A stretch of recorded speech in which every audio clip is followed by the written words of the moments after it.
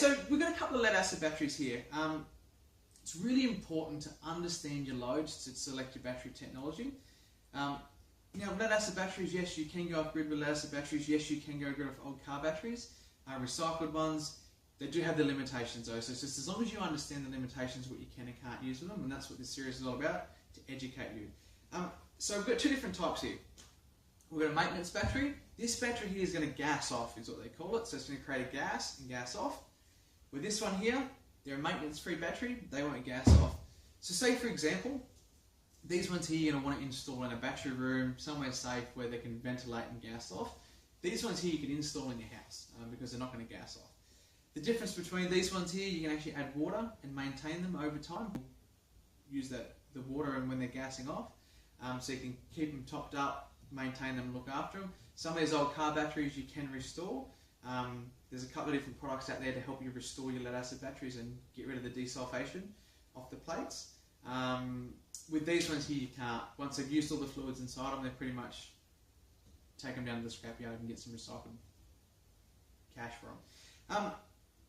Okay, so with lead acid batteries, we'll use the 10 kilowatt hour. If you're going to buy a 10 kilowatt hour of lead acid batteries, you're only going to have 3 usable kilowatt hours, so about 30%. The way a lead acid battery works is the plates inside them, they actually decay to give you energy. So the harder and faster they require to give you energy, the more they're going to decay. So if you've got yourself a set of lead acid batteries, and there is stories of people around the world that have had lead acid batteries for 25, 30 years and still living on them, and they've looked after them, they bathe them, they run lights, fans, just really light loads, fridges and things like that, and they've only cycled them down to the 30% mark. With lead acid batteries, the deeper you cycle them, what happens is a thing called the plates collapse. So the further you take them down within to discharge, is the more likely that batteries to collapse. And the quicker you do that by using loads like air conditioners, ovens, jugs, irons and things like that, the faster your batteries are going to decay and you're required to replace them. So as long as you understand with lead acid batteries that you can only use the 30%, so if you've got a 10 kilowatt storage capacity of lead acid batteries, you're only going to have 3 usable kilowatt hours. And with those 3 usable kilowatt hours, if you use lights and light loads,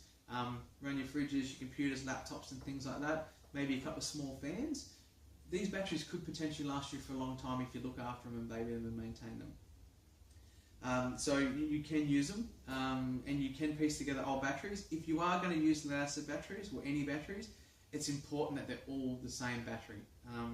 If you want to use some old recycled batteries, it's important that they're all exactly the same volts and amp hours. And potentially, if you can get them, that they've all been in the same system. Because what happens with lead acid batteries is it's always the weakest link. So if you've got one battery that only charges to 13.2 volts and the rest will go to 13.4 volts, all your batteries will come down to that 13.2 volts and you'll lose that potential energy.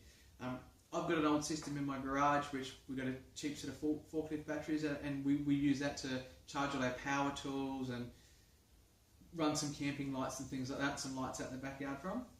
So you can recycle these batteries and get away from. That system actually has, in time, run our whole entire house.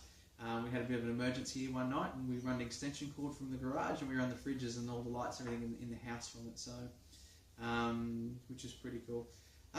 So that's understanding lead acid battery. If you're going to get the maintenance-free ones, you can put them inside, a house.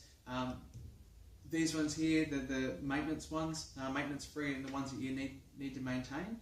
These ones here, you can put them inside a house, but you want them in a place where they can gas off and get that gas out, because they will gas off. So I'd recommend these if you can put them in a room or in a box outside or something like that. They're going to be a lot safer with those two technologies. So that's basically lead acid batteries.